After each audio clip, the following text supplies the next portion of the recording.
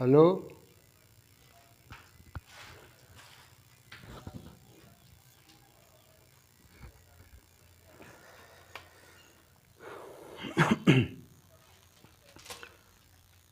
आज हम लोग पढ़ेंगे electric potential energy of a system of charges. क्या पढ़ना है? Electric potential energy of a system of charges.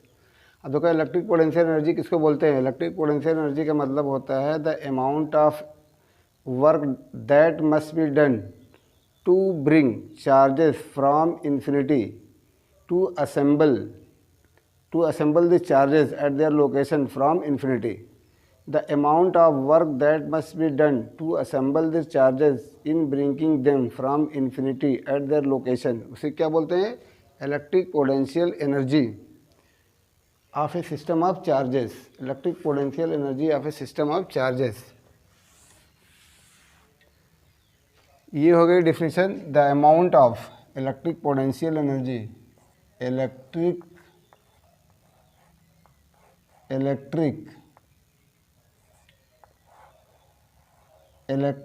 Potential energy, electric potential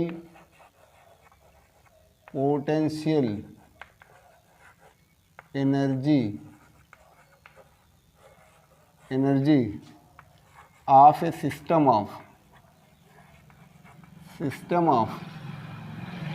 charges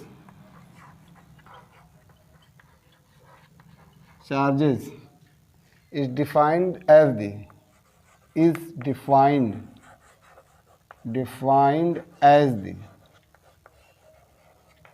amount of work that must be done to assemble the charges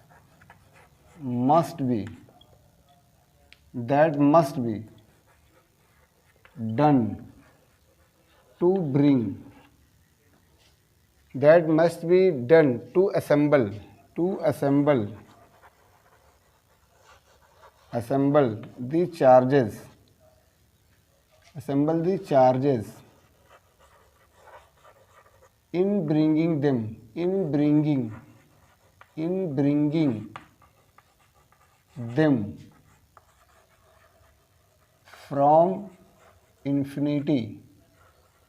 from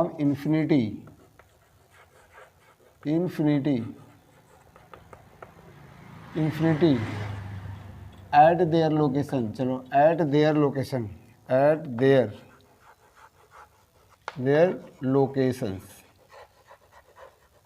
तो ये हो गए electric potential energy of the system of charges. Electric potential energy of system of charges is defined as the amount of work that must be done to assemble the charges in bringing them from infinity at their locations। उसे क्या बोलते हैं? Electric potential energy.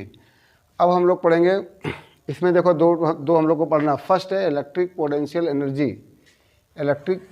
Energy of a system of 2 point charges. अब देखो 2 point charges है। मान लो system कोई है, ये चार्जेस Q1 और Q2 से बना हुआ है। मतलब ये चार्जेस Q1 है, Q2 पॉइंट, मान लो ये A है, पॉइंट कितना है? ये B है।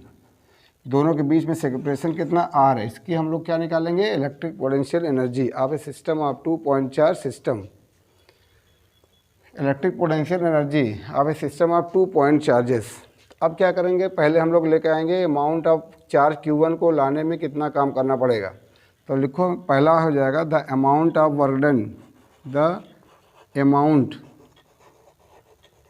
of work done to bring charge Q1 at E from infinity। तो मान लो ये W1 है, तो ये हो जाएगा W1 इक्वल टू हो जाएगा 0। क्यों 0 हो जाएगा? Because there is no field to work against, because there is no field to work against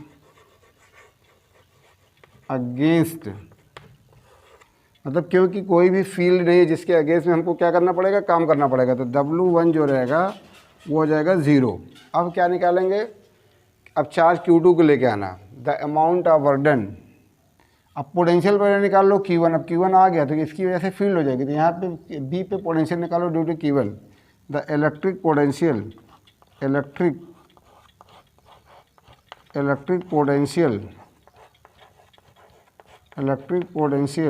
due to Q1 at point मान लो ये हो जाएगा B, तो ये हो जाएगा मान लो V1 इसको कर दो तो ये हो जाएगा, या VB कर दे रहे हैं, VB पे पोटेंशियल, तो VB हो जाएगा कितना हो जाएगा, VB हो जाएगा KQ बाई हो जाएगा R, यह हो जाएगा K1/4 पाई एप्सिलॉन नॉट, और ये हो जाएगा Q1 है ना, तो Q1 यहाँ पे लिख दो Q1, ये हो जाएगा R, ये हो जाएगा electric potential at point B due to charge Q1, या इसी को V1 भी लिख सकते हैं, तो चाहो तो V1 भी लिख सकते हैं, electric potential due to charge Q1 at point B। अब देखो, अब हमको क्या करना है, चार्ज Q2 को लेके आना है पॉइंट B पे। अब उसकी वजह से हम लोग को निकालना अमाउंट ऑफ वर्क डन। तो amount of work done, amount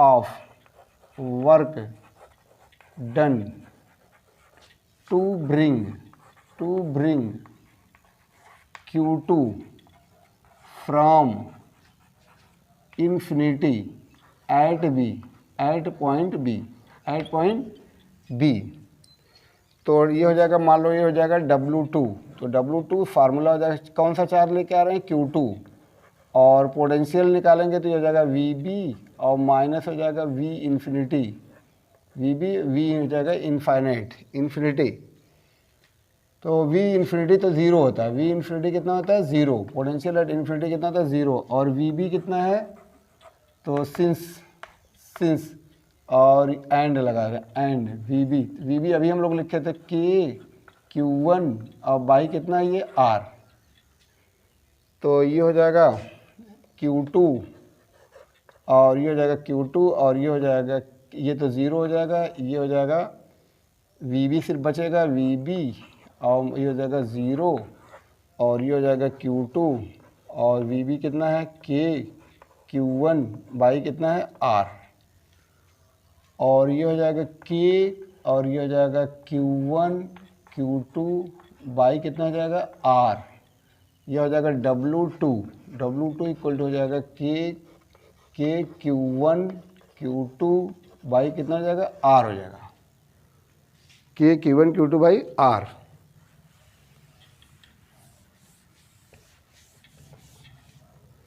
K Q1 Q2 by R,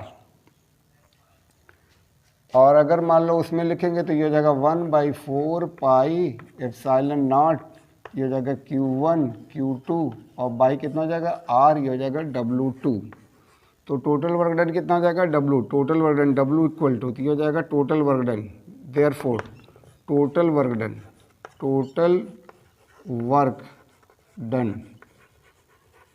तो ये हो जाएगा W1 प्लस हो जाएगा W2, और W1 कितना 0, ये हो जाएगा K Q1 Q2 बाई हो जाएगा R, तो ये हो जाएगा K Q1 Q2 बाई कितना हो जाएगा R equal to 1/4 pi epsilon naught, ये हो जाएगा Q1 Q2 बाई कितना हो जाएगा R, ये हो जाएगा W।